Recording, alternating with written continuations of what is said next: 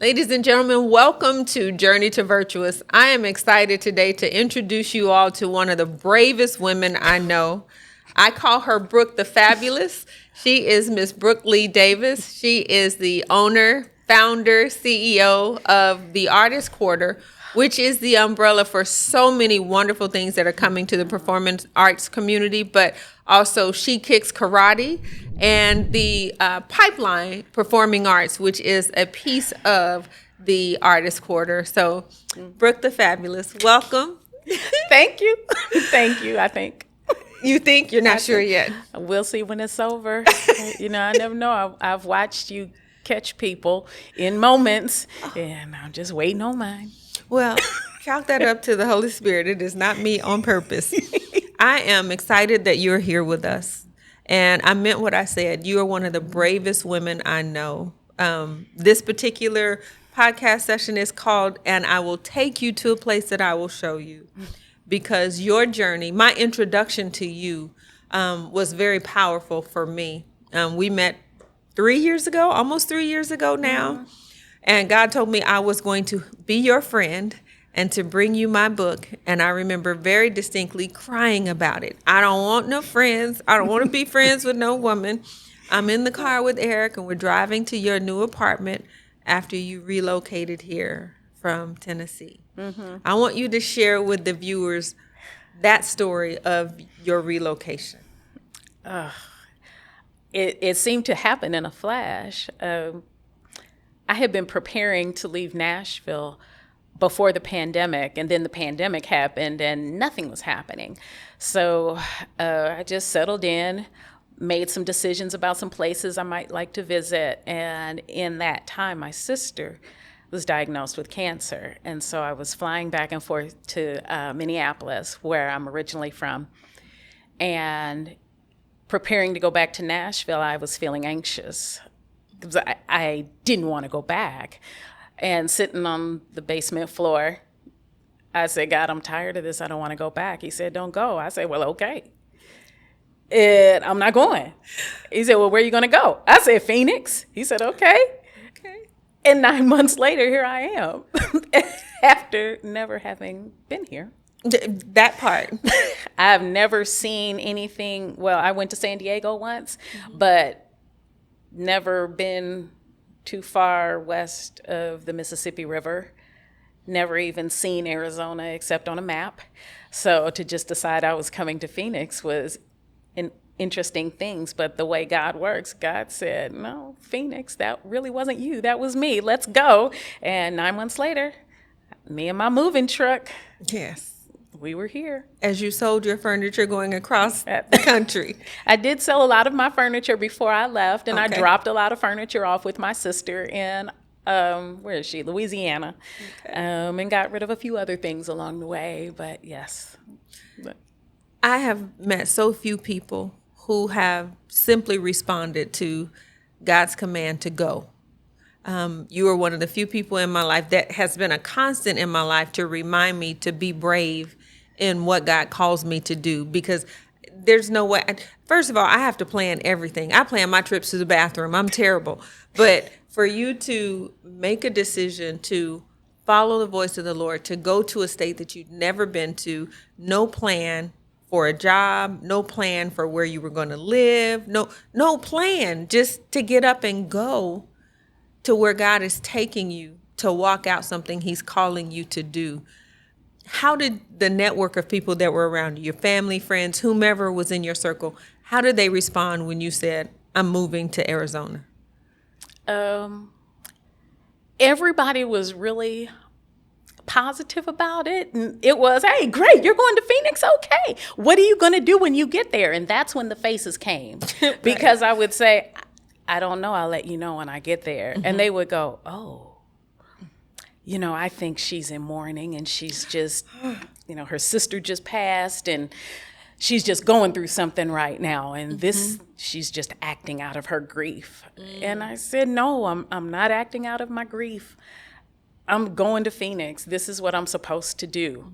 I never once felt like that was not the thing for me to do. And so I just told them, you'll see. I'll let you know when I get there. And they've been sitting back and watching. It's like, well, you said it. I meant it. Okay. Just watch. Well, we're with you on this journey and walking it out. The experience of, standing in your living room with tears, handing you that book saying, God said I'm supposed to be your friend. That was unique for me. I've always chosen, prior to the season of probably the last 3 or 4 years that I'm in now, to keep women in particular at a distance from me, mostly because I don't want to be disappointed or hurt or whatever excuses I gave to not really walking in what God told me, which was just iron sharpening iron, being around other strong women who were courageous enough to take the leap and do what he called us to do. Yeah. That moment was the beginning of just a fantastic journey that I'm enjoying with you. But it also has been, there have been some challenges along the way for me to embrace the unfamiliar and the unknown, and what do I do next in this friendship that is being built. I'd like you to talk to me about that, specifically with the call that God has on your life, because I shared your, CEO of this and founder of that. The Artist Quarter, as I'm coming to understand it, is huge. So I'd love for you to share with us at least what you know so far about what God has shown you in terms of the Artist Quarter, because what I can say is, having been here in Arizona for the 20 plus years that I've been here, nothing like what God has called you to do exists. Massive is a word that I like to use. Okay. But my background as an artist, as a singer, as a wannabe actor, I use that term a lot because I like to spend time on stage, on the theater stage, but I'm a singer at heart. Yes. An opera singer extraordinaire. Opera singer at that. Yes. But as an artist and growing up with a family of artists, I've watched the struggle and all of the disparities with how do we work as professionals and be able to live as professional artists and get paid the money that we're worth when we live in a society that says, you can't make a living as a dancer. And unless you rise to the level of fame as Denzel Washington or a Beyonce, then a lot of times people don't look at the arts as a career choice. So God just slowly started to put in my heart, what are the different avenues of performance, of education, of life services that exist, but I don't know that they exist in such a way that they're accessible to all the artists who need them. And so it was just, do that. Go do that. And like, but that's a lot. And I opened my mouth one day and said, I want a group of tap dancers. And that's what I had literally 2 weeks later, was a tap instructor and tap dancers. And every time I tried to build upon that group, those young people, God says, no, that's good enough right now. Just do that. No, Brooke, just do that. And every time I try to put something else in place, he says, just do that. And so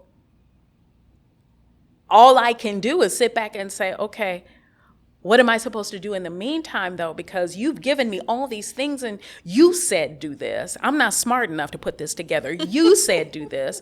So if you said do it, I know it's already done. But what are the pieces? What do you want me to do? And that's when he kept putting me in front of you. That's why you can't get rid of me. Because God told me to serve you. Amen. And I've heard you say, I know you just need to be busy.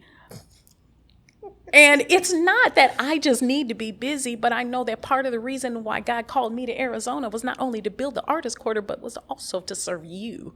That's why I'm in your ear the way that I am. And because I know that's part of it. But let me go back to the pipeline. So I'm building the pipeline, this education program, and it's What are the things? What are the things God? And God said, do the thing that you know you want to do. You want to teach people how to kick and punch. And I said, karate? Why do I have to build something else? I don't want to build anything else. But it was she kicks. And at every turn, it was she kicks, she kicks, she kicks. So, okay, she kicks. He will not let me rest off of that one. So I have my assignment right now as I'm looking at all of the things that the Artist Quarter is supposed to be. It's the tap dancers. Okay. It's Sean Pearson. Okay. And it's she kicks. Okay. And I'm okay. I'm okay with that. I'm okay with living in that space. I don't know what that looks like, but I know that's where I'm called to be. And as long as I know I am placed where I'm supposed to be, then the rest of it can be whatever it's going to be. So you, first of all, thank you. I'm sure I didn't answer your question at all. You did. No, you did. And you put me on the spot because you said part of why you're here is to serve me. And I recognize that conversation I had with God as we drove from our house to your new apartment with you being relocated. I did not want friends. I didn't want anybody serving me. I didn't want anybody close enough to me to see all of the vulnerabilities, because at the time that I met you just a couple of years ago, I was really struggling with walking out what God said for me to do in a more visible way. I think for the 2 decades that Zion Institute has existed, I have served, in my opinion, in the shadows. I didn't want to be the face of anything, but I was okay to do the work. And so being where we are now, having this friendship that's being developed, allowing you to serve, I say with me, and in some cases, quite frankly, just serving me, helping me pick out clothes. I'm a tomboy at heart, so I could wear jeans and tennis shoes and a t-shirt. If it were not for my husband, I probably would very rarely dress like a girl because I'm comfortable just in that space, not being seen, not being visible. But there is something about the way that you command my presence to be different in the way that I look, to show up the way that, and I do believe that it's the way that God intends for me to look, because there's a message even in that, because there are people that know the old Sean. They know the tomboy Sean. They know the Sean that blossomed late. They know the insecure Sean. Those who read the first book know my struggles with mental illness and depression and those kinds of things, but they don't know the professional Sean, the public speaking Sean, the author Sean, the business consultant Sean. And there is a picture and an image that goes with that has influence, that I'm still embracing. And so this friendship that God is building and forging between us is causing me to walk in that influence, but also look the part.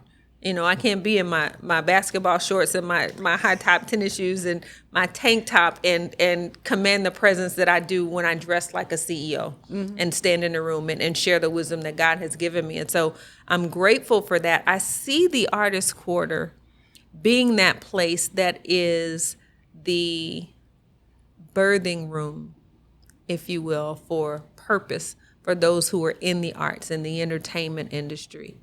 And I know a whole lot more than others do. So would you take a moment to share what you can, because maybe God has said not to share everything at once, or maybe that's too much pressure, but share about some of the other elements that are part of the vision of the Artist Quarter, because I said what I know about it, that does not yet exist.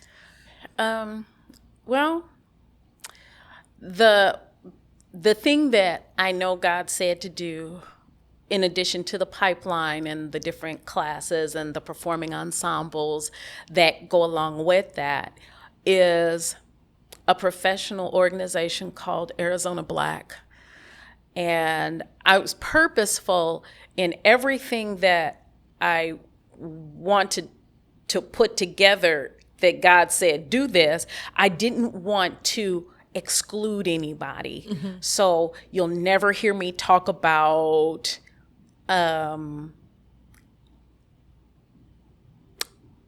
BIPOC artists. You'll never hear me just talk about Black artists or Hispanic artists or any of that, because that's not what my purpose is. Artists need this.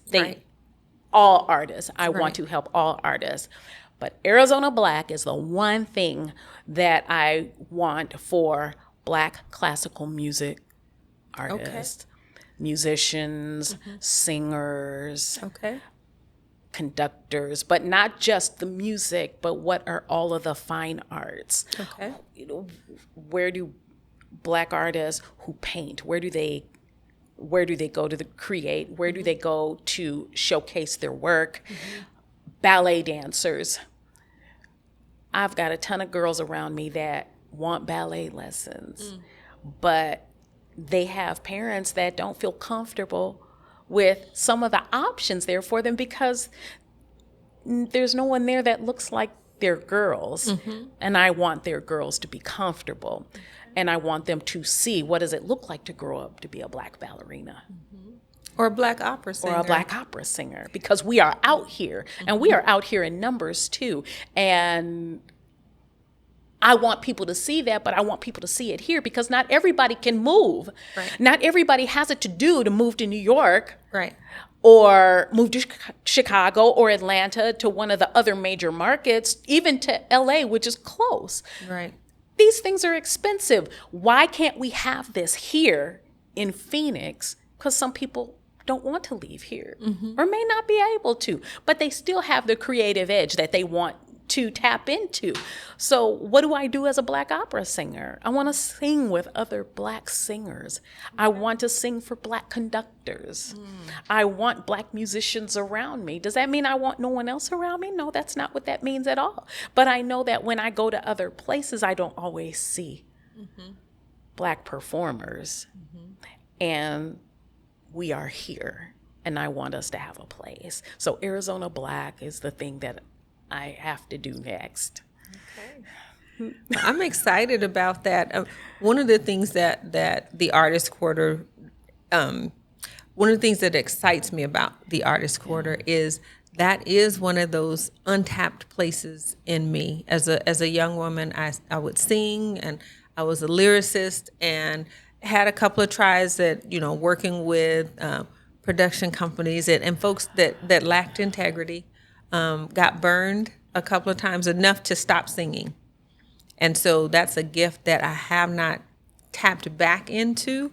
And I took the lyrics that I had written for decades and handed them off to a daughter and said, okay, she's going to be able to sing and do. And then, but she's got her own gift. And so what does that look like for you? So yes, I want to have the conversation with you about what does it look like for you to sing? Right. What does it look like? Where do you want to sing? How do you want to sing? Do you just want to sing for your own, just for your heart? And you want to put that song out there just so your family and friends can have it? You want to record it for that? Do that. I've done that, where I've recorded songs just so I could give them away as Christmas gifts.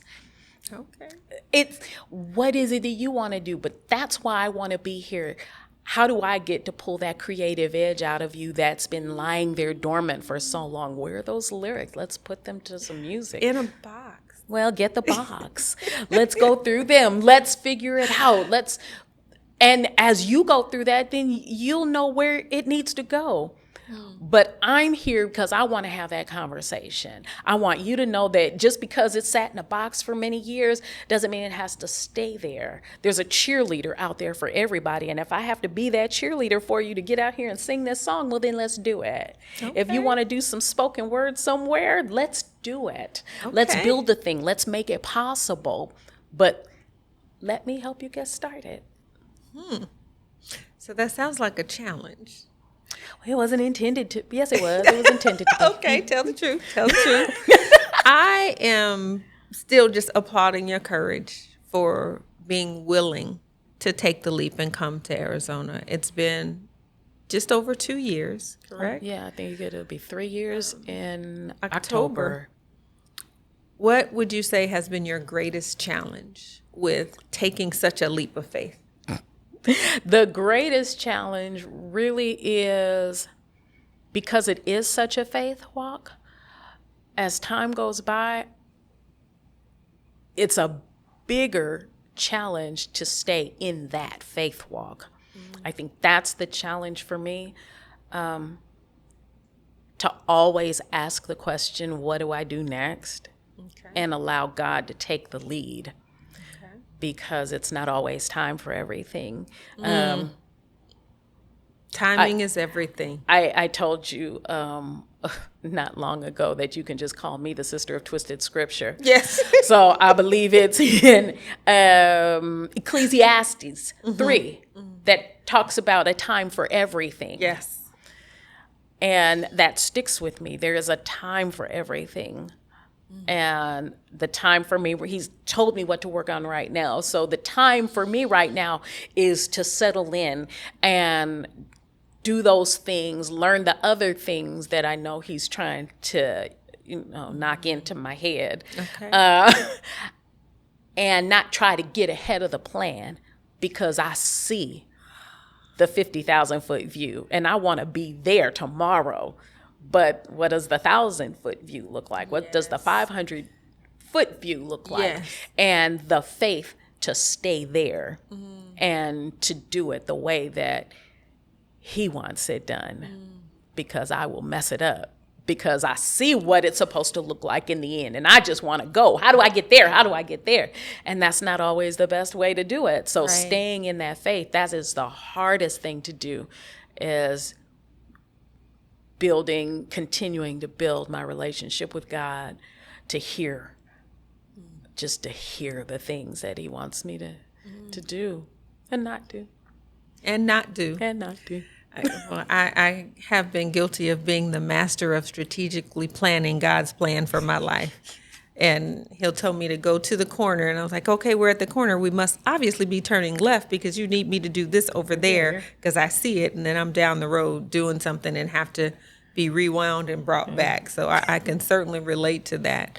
I appreciate you challenging me, because it is going to cause me to dig deeper, because I don't believe that there's any gift in any of us that is there just for kicks and giggles, as I say. It is there to be used for the building of God's kingdom, for encouraging others with, and as a tool for him to use as he sees fit. So I want to challenge those of you who are watching, those gifts that are lying dormant in you, that thing that you used to do that you love so much that you're no longer doing.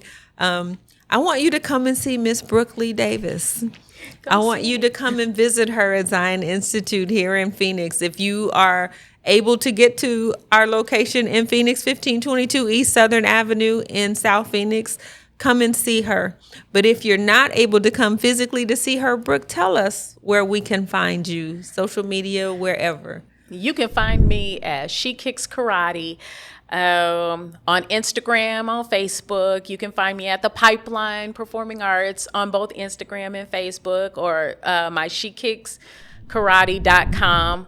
All my information is there. Reach out. I'll come to you. It's, I can do that. That's exciting.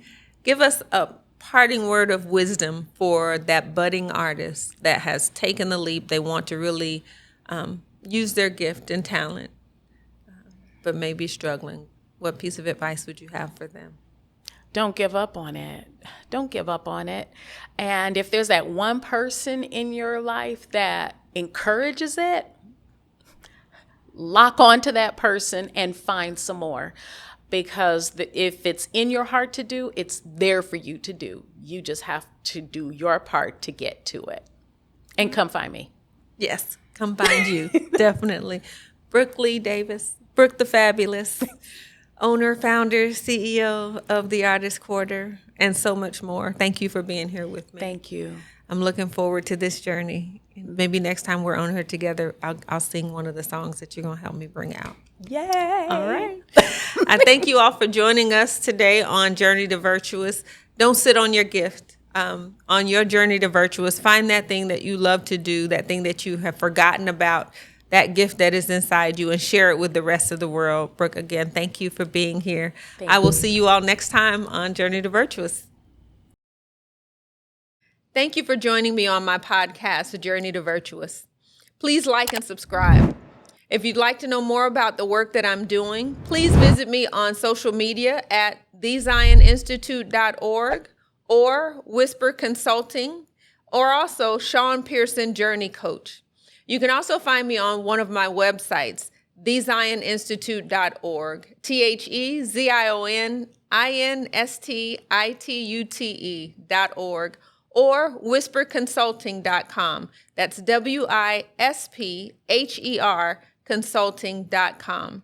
Thank you for your support.